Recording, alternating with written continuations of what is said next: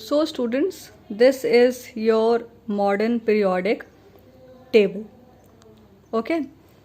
Um, According to modern periodic law, the physical and the chemical properties of all the elements are the periodic functions of their atomic numbers. It is different from that of the Mendeleev's periodic law, which stated that the physical and the chemical properties of all the elements are periodic functions of their atomic masses. So basically, the modern periodic table says that the properties of the elements are not based on the atomic numbers, but it is based on the are not based on the atomic masses, but it is based on the atomic numbers. So modern periodic table says that the properties of the elements depend on its atomic number, not on its atomic mass. Okay. First of all, we will study about the body of this periodic table. In this table, these horizontal rows are known as periods, and these vertical columns are known as groups. Okay, so the modern periodic table was divided into 7 periods and 18 groups. Okay, 7 periods and 18 groups. The modern periodic table was divided into 7 periods and 18 groups. Okay. Here you can see that these two groups, group 1 and group 2, okay, group 1 and 2 are known as S block elements.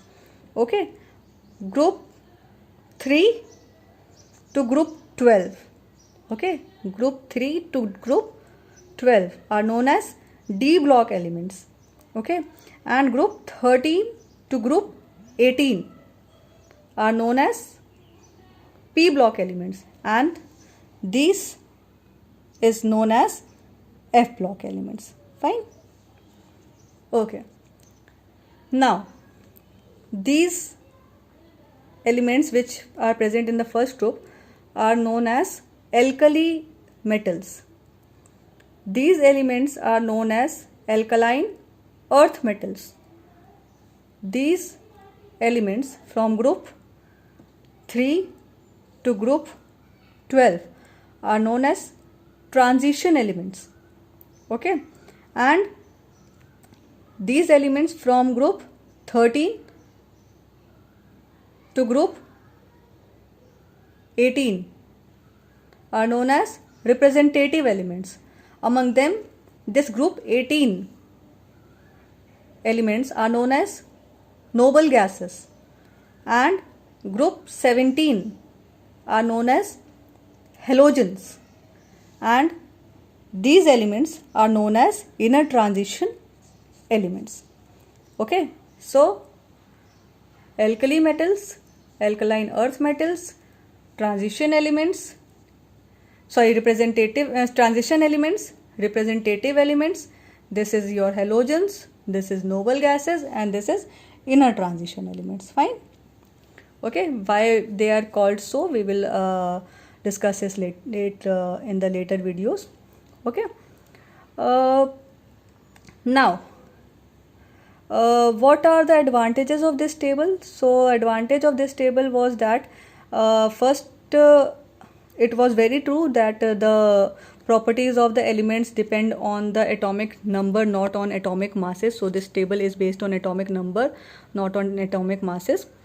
And also there was no question of placing the isotopes, as isotopes are those substances which have same atomic number but different atomic masses. So all the elements were placed the elements were placed at one position, which was totally justified. Okay, so there was no need for placing isotopes in this table. So this was also overcome, which was a defect in the Mendeleev's periodic table, and also it was a complete according to the increasing order of their atomic number. So there is no anomalous, nothing anomalous in this periodic table. It is totally placed according to the increasing atomic numbers. Okay, now the disadvantages of this table. Okay, what are the disadvantages of this table? First of all, the position of hydrogen. The position of hydrogen in this period, in this table, is also anomalous, because hydrogen represents the properties of this group also, and also of the 17th group. Okay, first group, and hydrogen can be placed in first group also and 17th group also. So that is why the position of hydrogen was not fixed in this group also, in this period also, periodic table also. And one more anomalous, one more disadvantage of this table is that this F block element. Okay, here you can see that here you can find out the numbers 78, 79, 80, 81, 82, 83, 84, 85, 86. And here we are seeing 104. Okay, from 86 we are seeing 104.